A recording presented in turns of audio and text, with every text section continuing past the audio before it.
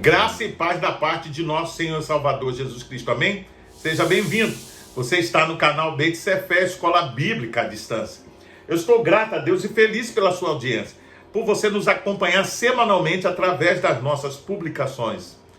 Nós estamos estudando a revista Palavra e Vida da Convenção Batista Fluminense, cujo tema central para esse trimestre será Marcas da Vida Cristã. Exposições sobre as epístolas de 1º, 2º e 3º João. Hoje, na lição de número 4, o tema será a marca do abandono do pecado. O apóstolo João nos conduz por uma linha de raciocínio muito didática, porque na lição anterior concluímos que a marca de uma nova conduta é o ato contínuo que exige o abandono do pecado. Isso demonstra que o verdadeiro Filho de Deus é alguém que foi transformado e precisa despir-se do velho homem, enquanto caminha em direção à esperança que agora possui em Jesus Cristo, o que será tratado posteriormente em outras lições. Vamos ler a Bíblia em 1 João capítulo 2, verso 1 e 2. Meus filhinhos, escrevo-lhes estas coisas para que vocês não pequem. Se, porém, alguém pecar, temos um intercessor junto ao Pai, Jesus Cristo o justo. Ele é a propiciação pelos nossos pecados, e não somente pelos nossos, mas também pelos pecados de todo o mundo. Vamos orar? Pai, nós te agradecemos pelo privilégio, pela oportunidade de mais uma vez estudar a tua palavra. Nos abençoa no estudo desta lição, em nome de Jesus. Amém. Observe que o apóstolo João emprega e repete expressões amados e filhinhos.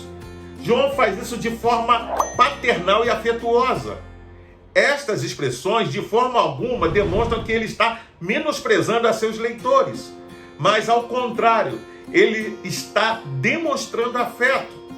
João, ao escrever esta epístola, era bem idoso. Tinha empregado grande parte de sua vida no ministério e muitos de seus leitores eram seus filhos espirituais. Contrariando os ensinos falsos que estavam sendo disseminados na igreja, João apresenta a verdade. Considera o fato de os crentes não serem perfeitos, sem falta. Todavia, não considera isso como coisa em que se deve ter prazer, porque o seu propósito em escrever é para não pecarmos. Você pode ver isso no verso 1. No entanto, o pecado ocorre, e João passa a falar da provisão divina, que nos prepara um advogado junto ao Pai, Jesus Cristo, o justo, que ao mesmo tempo é a propiciação pelos nossos pecados. João sabia que os mestres do gnosticismo ensinavam coisas diferentes e negavam a natureza pecaminosa, afirmando que a alma era boa e apenas o corpo era mau. No entanto, o apóstolo nos ensina que esse ensino é falso, pois aquele que não reconhece seus pecados está enganando a si mesmo. Nos dias de hoje, essa heresia tem sido atualizada de diversas formas. O apóstolo João está claramente instruindo que nós somos pecadores natos, nascemos escravos do pecado e precisamos ter consciência dessa realidade. Vamos ler a Bíblia em 1 João capítulo 1, verso 8 ao 10. Se afirmarmos que estamos sem pecado, enganamos-nos a nós mesmos, e a verdade não está em nós. Se confessarmos os nossos pecados, ele é fiel e justo para perdoar os nossos pecados e nos purificar de toda injustiça. Se afirmarmos que não temos cometido pecado, fazemos de Deus um mentiroso e a sua palavra não está em nós. O comentário bíblico Becker diz que a possibilidade de cometer pecado permanece, porque os cristãos precisam viver em um mundo pecaminoso. Eles podem ser tentados e são cercados por fraquezas humanas de todo tipo. Mas essa situação não é incompatível com o caminhar na luz. É a luz de Deus, não a nós.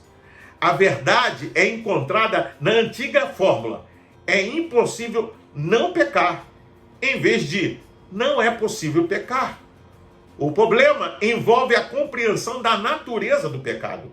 Qualquer má ação, por mais inadvertida ou repugnante que seja ao que a cometeu, deve ser considerada pecado no sentido mais amplo do termo. As pessoas mais santas estão sujeitas a pecar com base nessa definição. João, portanto, estabelece a definição de pecado como um ato voluntário realizado por uma pessoa responsável. Desse modo, o pecado ao qual o mesmo João se refere em seu evangelho não é uma prática em especial, mas o que conhecemos por pecado original, ou seja, a natureza pecaminosa herdada de Adão. Somente uma consciência adequada da nossa realidade nos levará para uma transformação verdadeira, pois um pecador que não reconhece sua condição é como um doente que não aceita que está doente, já que ambos caminham para a morte crendo que tudo está bem, enganando a si mesmo, nas palavras do apóstolo. O que encobre as suas transgressões jamais prosperará, mas o que as confessa e deixa alcançará misericórdia. Você pode conferir isso em Provérbios 28, verso 13. A confissão é a porta de entrada e marca na vida dos filhos de Deus. Quando confessamos nossos pecados, reconhecemos nossa real condição e fazemos isso diante de Deus, e mediados pelo sacrifício de Cristo, que é fiel e justo, como o apóstolo nos ensina.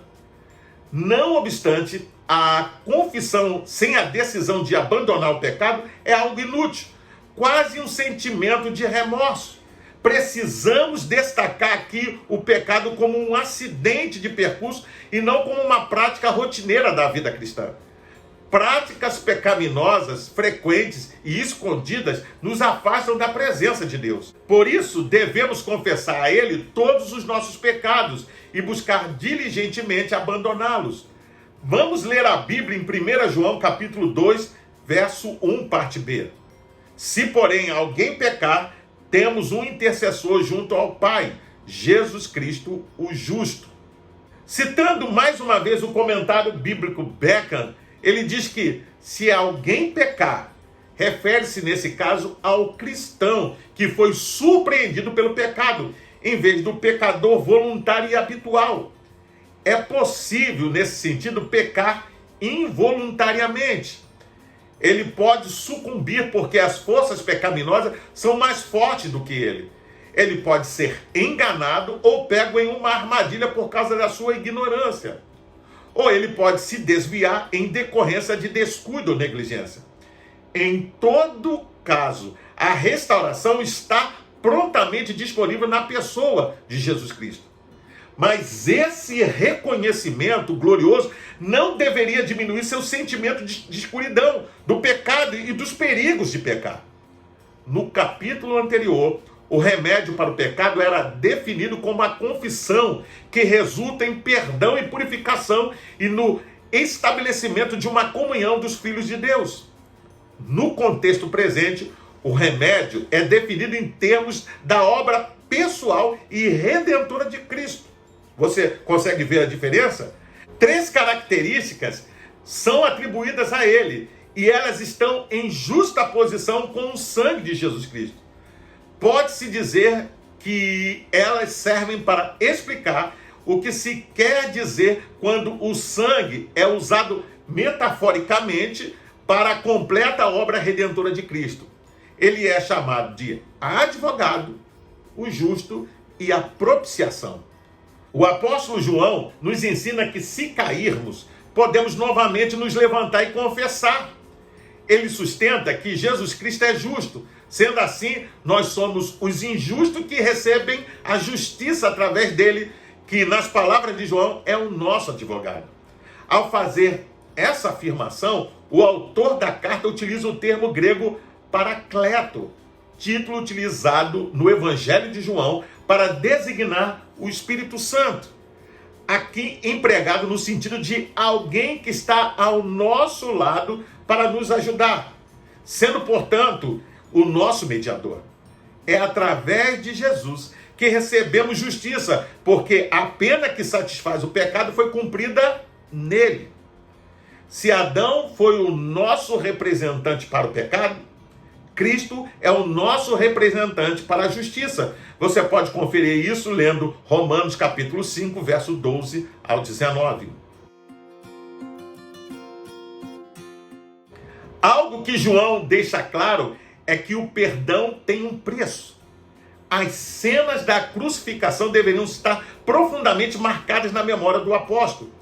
Ele esteve presente em todas as etapas, no momento da prisão e na casa do sumo sacerdote, durante a crucificação, na ressurreição e quando Jesus apareceu aos discípulos após a ressurreição. Esses episódios marcaram a vida de João, que agora lembra aos seus leitores sobre o perdão como resultado do sacrifício de Jesus Cristo. Abandonar o pecado, portanto, é reconhecer que o preço do perdão foi alto. Você pode ver isso em Hebreus capítulo 9, verso 15. Compreendendo que Deus entregou o seu Filho como sacrifício em nosso lugar. Você pode conferir isso lendo Romanos 3, versículo 25. Vamos ler a Bíblia em 1 João capítulo 2, verso 2. Ele é a propiciação pelos nossos pecados, e não somente pelos nossos, mas também pelos pecados de todo o mundo. O comentário do Novo Testamento, Barclay, diz que Jesus é a propiciação por nossos pecados. O termo aqui é ilasmos. Esta é uma ilustração mais difícil de captar e entender, pois vem de sacrifício e é mais natural para a mentalidade judia do que para nós. Devemos compreender quais são os seus pressupostos básicos. O grande propósito de toda religião é a comunhão com Deus, conhecer a Deus como amigo e entrar com alegria e não com temor em sua presença.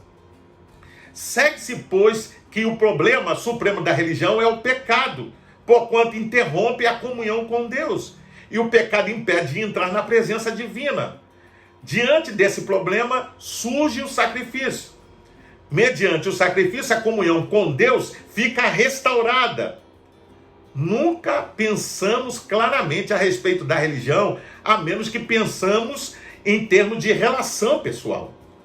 O propósito da religião é uma perfeita relação pessoal com Deus. O pecado interrompe essa relação. E a missão do sacrifício é restaurar a relação interrompida. Agora, quando João diz que Jesus é o ilasmos por nossos pecados, pensamos que está reunido em todos esses sentidos diferentes. Jesus é a pessoa em virtude da qual são removidos tanto a culpa do pecado passado como a contaminação do pecado atual. A tristeza ou o castigo fica retido pelo que ele fez. A contaminação eliminada. Traz-nos perdão pelos pecados que cometemos e nos reveste de uma nova pureza que apaga nossas transgressões. A grande verdade fundamental oculta nesta palavra é que, mediante Jesus Cristo, a comunhão dos homens com Deus é primeiro restaurada e logo preservada. Notamos algo mais. Tal como João a vê, esta obra de Jesus foi levada a cabo não só por nós, mas pelo mundo inteiro. Há no Novo Testamento uma forte linha de pensamento que acentua a universalidade da salvação de Deus. Dessa maneira, meu querido irmão, a vida do cristão não pode andar associada às práticas pecaminosas. Portanto, devemos fugir das heresias que surgem a todo momento. Como nos lembra o apóstolo, interpretar a palavra de Deus à luz da cultura e assim tentar ajeitar suas verdades é desconsiderar uma verdade inexorável. Jesus Cristo morreu como propiciação pelos nossos pecados. Precisamos saber que Jesus Cristo é o sacrifício expiatório por nossos pecados. Veja-se também em 1 João capítulo 4, verso 10. Nisso está o amor, não em que nós tenhamos amado a Deus, mas em que Ele nos amou a nós e enviou o seu Filho para a propiciação pelos nossos pecados. Ele pôde apresentar-se diante de Deus como nosso mediador, porque sua morte satisfez a ira de Deus contra o pecado e pagou a pena de morte por nós. Dessa maneira, Cristo satisfaz os requisitos de Deus e apaga nossos pecados. Se não houvesse pecado, como ensinavam os falsos mestres da época, o sacrifício de Jesus teria sido em vão. Mas João afirma categoricamente: o preço foi pago mediante o sacrifício. Jesus, porém, pagou o preço dos nossos pecados na cruz. Nele recebemos perdão e justificação e desfrutamos da comunhão com o Senhor. Nossos pecados foram pagos por alto preço. Portanto, o cristão deve buscar uma vida santa, abandonando os prazeres do pecado e vivendo plenamente as bênçãos geradas pelo perdão. Para pensar e agir, como você tem analisado a sua vida diária? Os seus pecados têm incomodado você? Você tem buscado no Senhor compreender aquilo que entristece a Deus? Quando confrontado com o pecado, qual tem sido sua atitude? Você confessa e pede perdão ou foge irritado sob a alegação de que ninguém pode te julgar? Considerando o preço do perdão, você tem sido um servo piedoso ou um pecador recorrente? Eu convido você a fazer a leitura diária que vai de segunda até domingo, onde você vai encontrar diversos textos que vão te ajudar a entender e a compreender essa lição. Você também pode baixar a revista Palavra e Vida da Convenção Batista Fluminense. Basta acessar o link que vai estar na descrição desse vídeo. Você entra, se cadastra e baixa para o seu tablet, celular ou computador. E não só vai poder rever essa lição, mas acompanhar as futuras lições. Pois bem, eu sou o pastor Carlos Guerra e você está no canal Beit Sefer, Escola Bíblica à Distância. Hoje nós estudamos a lição de número 4 e o tema foi a marca do abandono do pecado. Eu gostaria de deixar ainda uma palavra de recomendação a todos aqueles que nos acompanham, assistem o canal, mas ainda não frequentam uma igreja cristã. Procure uma igreja batista perto da sua casa e faça uma visita. Sem dúvida você vai ser bem recebido. Caso não haja, procure uma igreja cristã que pregue a genuína palavra de Deus. Para se inscrever, é rápido, é fácil. Basta clicar aqui embaixo, dá um gostei, faça um comentário sobre a lição, deixe a sua opinião.